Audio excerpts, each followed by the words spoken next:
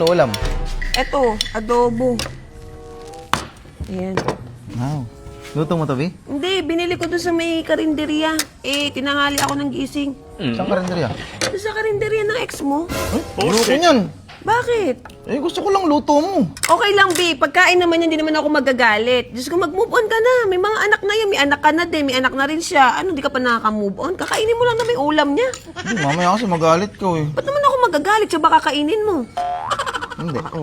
Ala, nasanay kasi akong luto mo. Yun na kasi masarap sa panlato. Tinanghali nga ako ng gising. Kaya di ako nakapagprito ng tuyo. Baka naman Kaya na tayo. tanghali. Kaya na tayo. Kasi magka-ulcer pa tayo. Oo, anong oras na? Alas 3 na eh. Kaya yung palit tanghalian natin. Sarap pa rin niya magluto. What?